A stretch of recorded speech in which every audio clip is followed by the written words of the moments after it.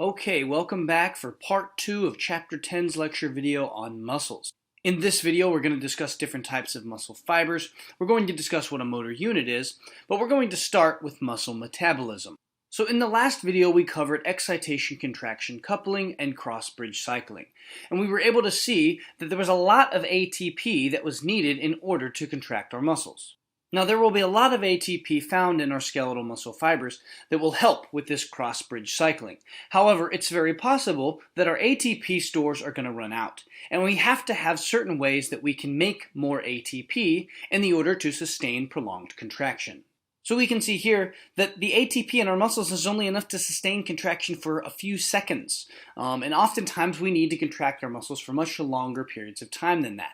So when we run out of that ATP, we have to have ways to make more. And that's where these three mechanisms come in for creating more ATP inside of our muscle fibers. These three reactions will be the ways that our muscles can make more ATP when we need to. So the first way is creatine phosphate. The second is anaerobic glycolysis. And the third is cellular respiration. When our muscle fiber runs out of ATP, we're going to use these to make more ATP. So creatine phosphate is going to be the first mechanism by which our skeletal muscle fibers can make more ATP once we have run out. When our muscles are relaxed and stocking up on ATP, there's an enzyme known as creatine kinase. And this is an enzyme that's going to hydrolyze ATP and transfer the phosphate group found on ATP to another molecule known as creatine. And when we transfer that phosphate to creatine, that's going to give us creatine phosphate. So this occurs in relaxed muscle. Creatine kinase will catalyze this reaction. Now once our muscles start contracting and using up their stores of ATP, we're going to see this reaction actually go in reverse with the same enzyme, creatine kinase. So creatine phosphate is a storage molecule that stores a phosphate that will later be able to put it on ADP, and that will help to form ATP. So when our muscles start contracting and using up all of their stores of ATP, this enzyme, creatine kinase, can go in the opposite direction and break this phosphate group off of creatine phosphate and add it to ADP. And once that reaction progresses, we're going to recycle our creatine so that it can be used later on, and then we'll have more ATP. Now this reaction occurs very, very quickly. So this is actually one of the first ways by which our muscles are going to make more ATP when our stores inside of our muscle fibers have run out. So our creatine phosphate stores will provide us about 15 seconds worth of additional energy. Now this is wonderful, but at the same time, we might need to exercise for more than 15 seconds at a time. So that's where we're going to start tapping into other methods. It's very possible that our creatine phosphate stores will run out, and so we have to have more ways by which we can make ATP. And the next major method of muscle metabolism is anaerobic glycolysis. So this reaction should seem rather familiar to us. We discussed glycolysis in chapter 25. Anaerobic glycolysis refers to glycolysis without oxygen. Remember, glycolysis is the one step in cellular respiration that can proceed without the presence of oxygen. And so even when oxygen is not present, when glucose is converted to 2 molecules of pyruvic acid, this is going to give us a net gain of 2 molecules of ATP. Now once this reaction has progressed, pyruvic acid without oxygen is going to get reduced into 2 molecules of lactic acid, if you can remember from chapter 25. And this lactic acid will diffuse into the bloodstream, and that is what makes your muscles feel sore when you're not getting enough oxygen. So you can find information on page 314 about anaerobic glycolysis, and I'd like you to give this page a read. The content on that page covering anaerobic glycolysis is fair game for your test. I want you to go and look at that. However, I also just want you to see that this will provide us about 2 more minutes worth of energy towards our exercise, which is a lot more than 15 seconds. However, it's very possible that we need to exercise for more than 2 minutes and 30 seconds, and that's where our next method of muscle metabolism is going to come into play. Now, I just want you to see that anaerobic glycolysis is going to be providing us about 2 more minutes worth of energy. So this energy is provided from the ATP that we got from anaerobic glycolysis. And if we can remember from chapter 25, under anaerobic conditions, pyruvic acid is going to undergo a reduction to lactic acid, and this is what diffuses into the bloodstream. So we saw this slide in chapter 25 as well. So this is the second method by which we can make more ATP if our ATP stores run out. However, it's very possible that we might need to exercise for longer than 2 minutes and 30 seconds. And that's where we're going to undergo cellular respiration. Cellular respiration is the major concept of Chapter 25. So with cellular respiration, as long as aerobic conditions are present, pyruvic acid is going to enter the formation of acetyl coenzyme A, the Krebs cycle, and that's going to take all of our coenzymes over to the electron transport chain to give us 30 to 32 molecules of ATP.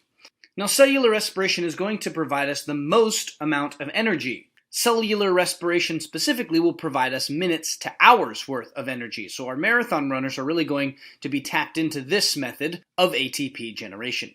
And you can see that fatty acids from adipose cells, amino acids from proteins, and pyruvic acid are all molecules that we can break down to make more and more ATP through cellular respiration.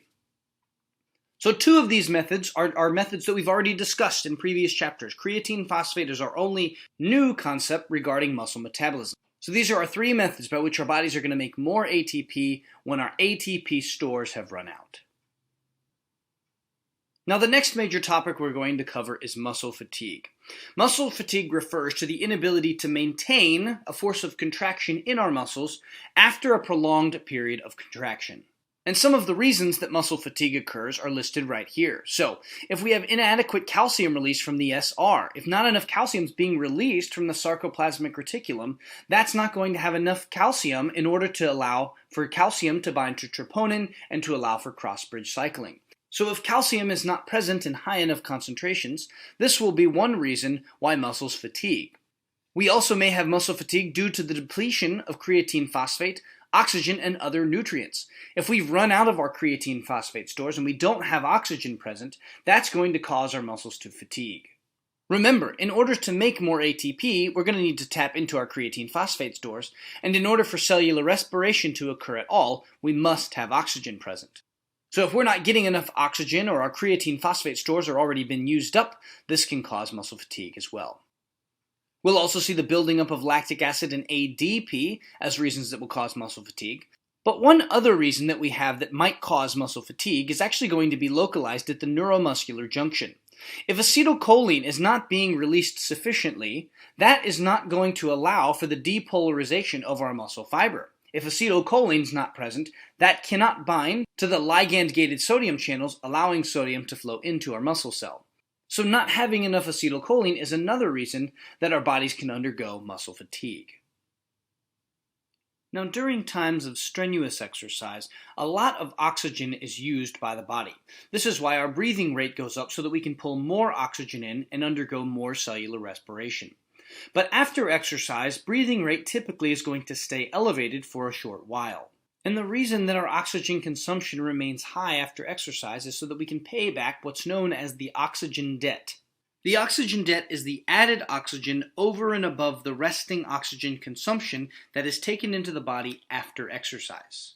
Again, during times of strenuous exercise, we're using up all of our creatine phosphate stores, and we're going to have a lot of lactic acid that's building up into the blood. So the extra oxygen that we're taking into our bodies is going to be used to replenish those creatine phosphate stores and convert lactic acid back into pyruvate. Now the next major topic that we're going to discuss are what are referred to as motor units. Motor units are defined right here as a somatic motor neuron and all of the muscle fibers that it is innervating. So I mentioned in the last video that somatic motor neurons are the types of neurons that reach out and connect to muscle cells. Those somatic motor neurons are going to have an axon, and off of their axons, we're going to branch and form these little axon terminals that will each attach to a single muscle fiber.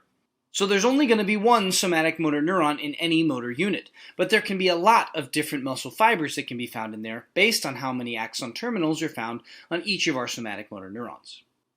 So when one somatic motor neuron sends out a signal down its axon, that's going to tell all of the muscle fibers in that motor unit to contract at the same time. And this is what's going to explain how we control muscle tension. So the degree of strength of a muscle contraction is going to depend on the amount of motor units that are activated at a given time. And it will also depend on the amount of muscle fibers within each motor unit. So if we activate just a few motor units, this is going to give us a weak muscle contraction. But if we activate a lot of motor units in unison, that's going to give us a strong muscle contraction. So the more motor units we have, the more muscle fibers we have contracting, and that's going to give us a much stronger muscle contraction overall. So let's discuss some of the characteristics of motor units. Every skeletal muscle fiber is going to have one neuromuscular junction. There's only going to be one spot on every muscle fiber that a somatic motor neuron's axon terminal will synapse with. And this neuromuscular junction is most often found in the center of our muscle fiber because that will allow for equal propagation as our action potential propagates through the muscle fiber. Now, while every muscle fiber is going to have one neuromuscular junction, somatic motor neurons, on the other hand, are going to branch out and form many different synapses with many different muscle fibers. These can be up to 150, but we can have up to thousands in a motor unit. So when that somatic motor neuron sends a signal out to its muscle fibers, that is going to tell all of the muscle fibers in the single motor unit to contract all at the same time. So every time a somatic motor neuron sends out an action potential, all of the muscle fibers in that motor unit are going to contract together. Certain muscles in the body are going to be a little stronger than others are, and this is also going to give us some intuition about how many muscle fibers are found in each motor unit. Some muscles that provide movements that need to be a little bit more precise, such as the muscles of the face, which will give us facial expressions, these are going to have fewer muscle fibers that are found in each motor unit. The more muscle fibers we'll have in each motor unit, the more strength we'll have whenever that motor unit contracts in unison, however, the less precise the movement will be. So big and thick muscles, such as the gluteus maximus, are going to have a lot more muscle fibers per motor unit than will a muscle such as the zygomaticus, which can be found in the face. So the fewer muscle fibers we have in any given motor unit, the more precise that motor unit will be, because we'll be able to control the amplification of that muscle contraction a lot more readily the fewer muscle fibers that there are. Now that idea is going to be integral to our understanding of motor unit recruitment. The purpose of motor unit recruitment is to provide our bodies smooth muscle movements. And so instead of stimulating all of the motor units in our muscles at the same time to give a maximal forceful contraction, we're going to start slow and work our way up. So motor unit recruitment can be described as increasing the number of active motor units during a given muscle contraction. So this tells us that not all motor units within a muscle are contracting at the same time. Instead, different motor units within a muscle are going to contract at different times. So while some motor units are contracting, others are going to be relaxed. And this is going to help delay fatigue. This is going to help to sustain our muscle contraction for longer periods of time because we're not going to be gassing all of our motor units at a given time. Our motor units are going to take turns sustaining the overall contraction of the entire muscle. Now you might be wondering how this produces smooth muscle movements. Well, our weakest motor units are typically going to be recruited first. So we have a purple motor unit shown over here, and we have a green motor unit over here. The purple somatic motor neuron is going to reach out and attach to two different muscle fibers, while the green motor unit is going to reach out and attach to three different muscle fibers. So for the purpose of this example, the purple motor unit is going to be the weaker motor unit, and the green motor unit is going to be the stronger motor unit. We're always going to start with the weakest motor unit and work our way up until we've reached the contraction level that we need. So if we need to pick up a box per se, we're going to start by contracting the purple motor unit because it's going to be the weakest. But let's say that box has a lot of books in it. It's a very, very heavy box. Instead, we're going to turn off the purple motor unit, and then we're going to turn on the green motor unit. So that's going to increase the force of contraction because we just went from 2 muscle fibers to 3 muscle fibers. But if the green motor unit is also not strong enough, then we'll start to turn on both of these, and that will give us a more forceful contraction. So if that box were empty per se, we'd actually be able to go and perhaps maybe pick up that box with just the purple motor unit, and that would allow us to select the right amount of force for the particular task. So that's how we're producing smooth muscle movements with motor unit recruitment. We start soft and we work our way up to a much stronger level, and we're going to stop where our muscle contraction is finally enough. So while we're sustaining contractions for longer periods of time, we're going to be turning on and turning off certain motor units. And this action is going to help us to delay muscle fatigue overall. So what you're looking at on this slide is referred to as a myogram. This is a record of a muscle contraction, and we refer to this as twitch contraction.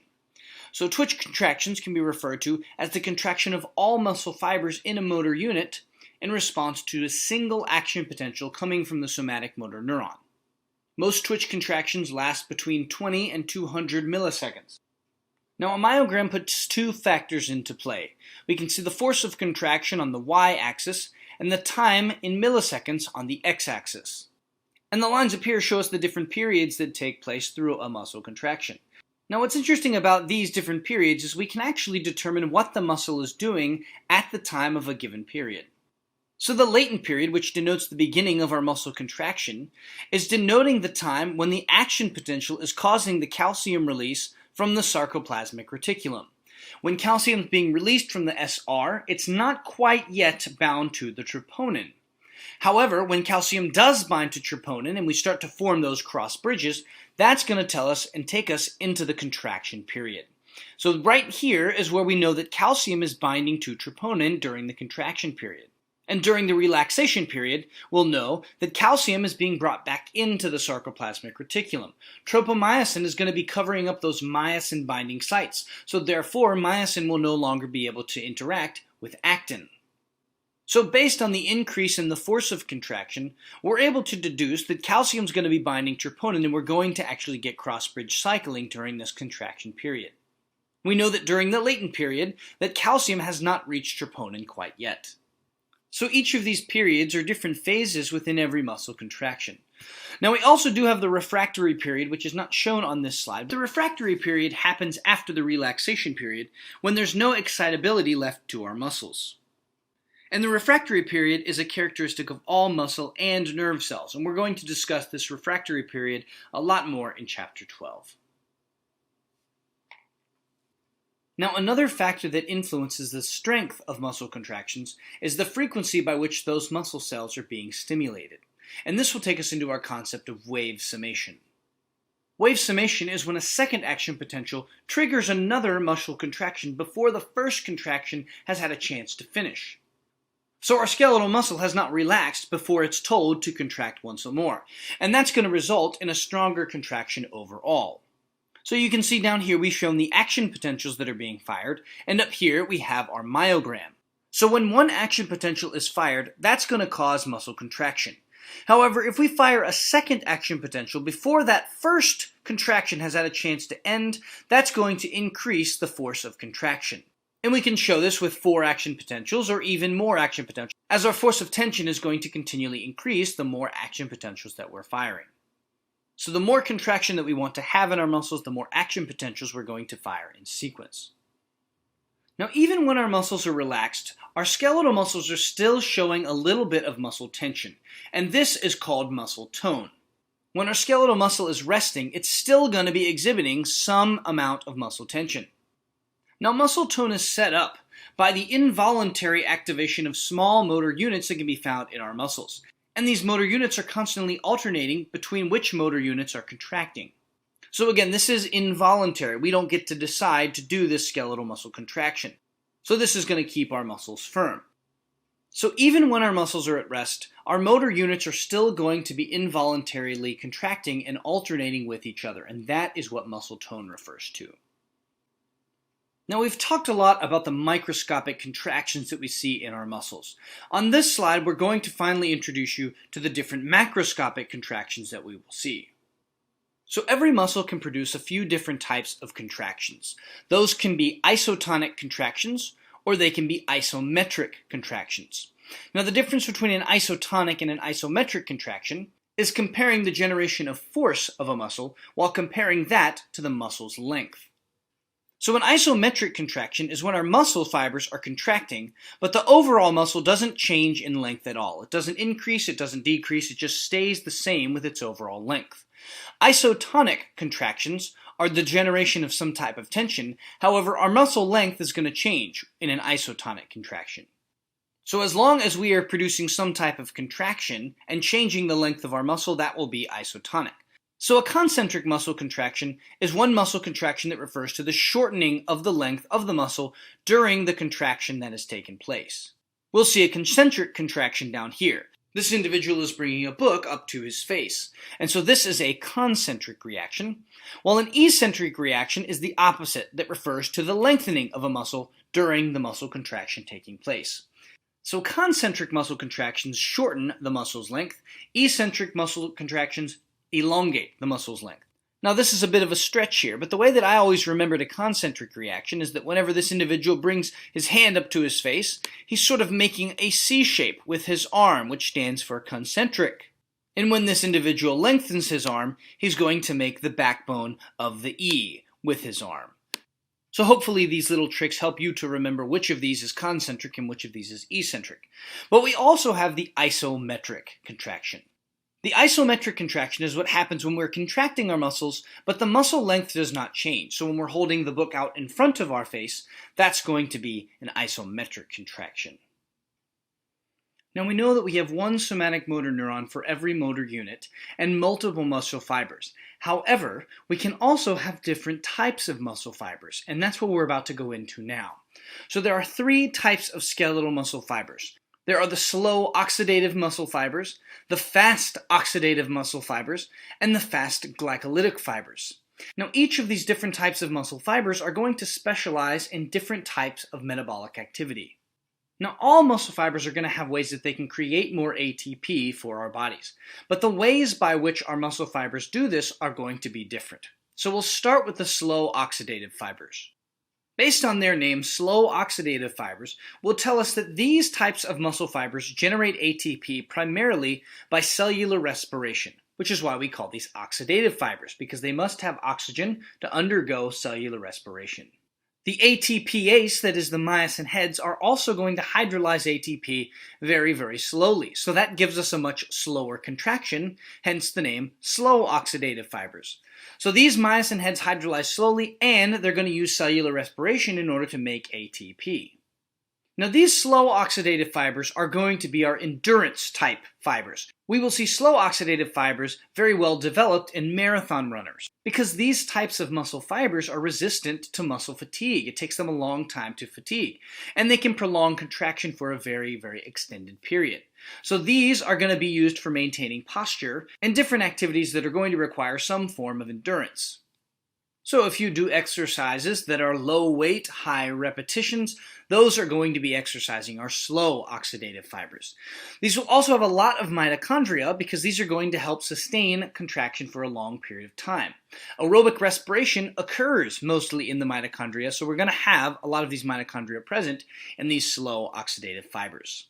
Now, fast oxidative fibers can also be called fast oxidative glycolytic fibers because they will actually undergo two methods by which these will generate ATP.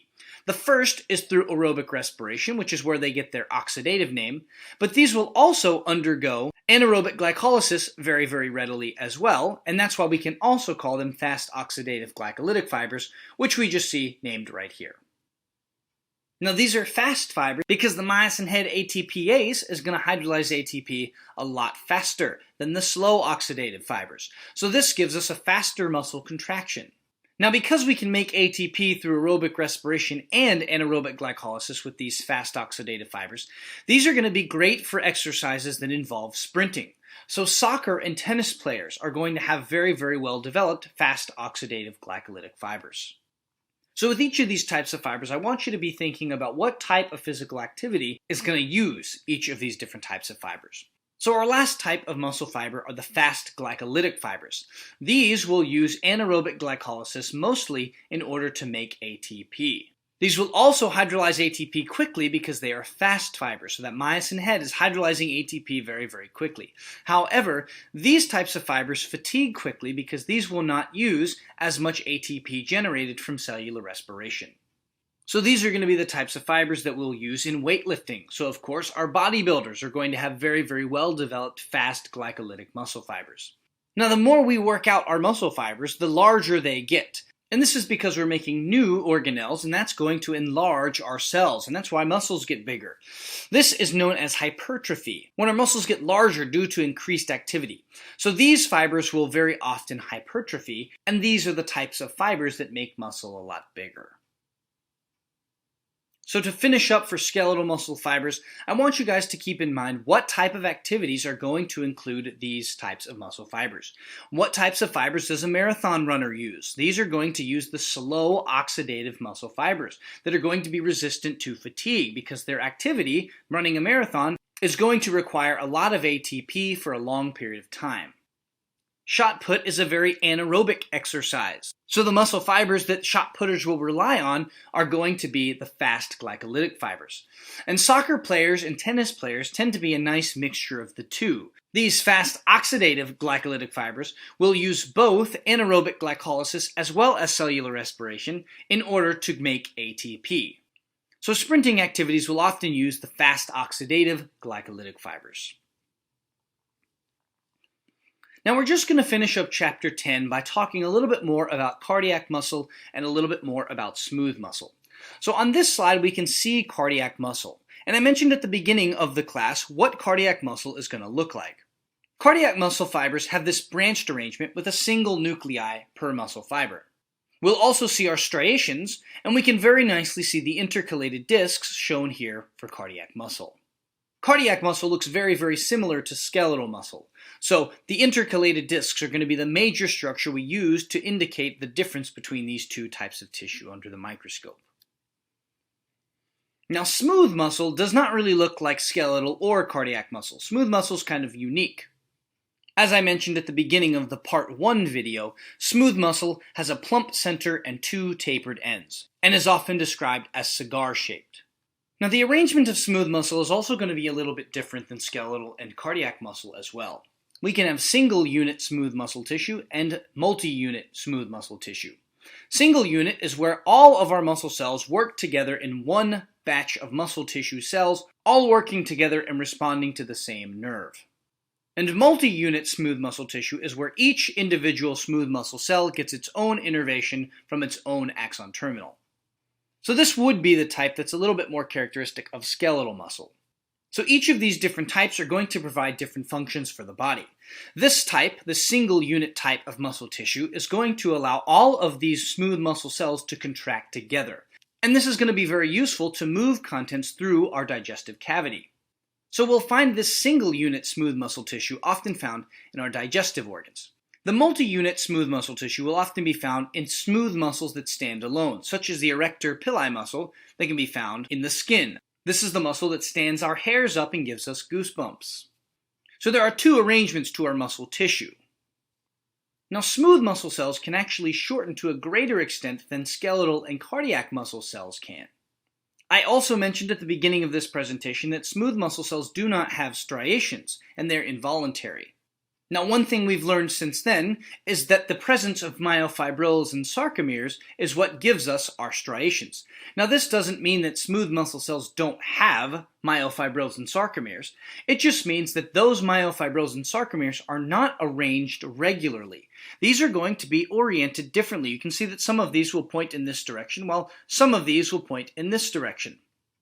So while smooth muscle cells still have the same elements as cardiac and skeletal muscles, they're going to be arranged differently, and that's why these do not have striations.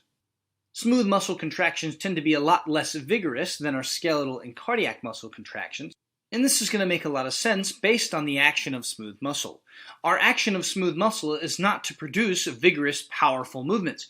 We need to move things slowly through the digestive cavity, and that's how smooth muscle's action is going to add to the body's function. So in review, comparing all of these different types of muscles, skeletal muscle fibers are a very long cylinder with lots of peripherally located nuclei on the sides and striations, which are those stripes, those light and dark bands that are shown due to the presence of myofibrils and sarcomeres. Cardiac muscle is going to be striated, however these cells aren't going to be cylindrical. These are going to be branched cells, and they'll have a single centrally located nuclei. And we'll also have these intercalated discs, which will help us to distinguish them from skeletal muscles. And you'll see the intercalated discs, which we can see, show us areas where 2 cells form junctions to keep them together. And our smooth muscle cell is going to have a single centrally located nuclei, but it's going to have a plump center and 2 tapered ends. These will not have striations. So to close up muscle tissue, as we age, muscle tissue is going to eventually be replaced by fibrous connective tissue. By the age of 80, about 50% of all of our muscle will be replaced with adipose and different types of connective tissue. The number of slow oxidative muscle fibers, these are the endurance fibers, is going to increase, while the number of our fast oxidative and our fast glycolytic fibers are going to decrease. So with a loss in muscle, we're going to lose strength, we're going to decrease our flexibility, but again, these are all normal events that take place as we age. That will conclude part 2 of our lecture video on muscles, and I will see you all in the next video when we will start discussing the nervous system in chapter 12.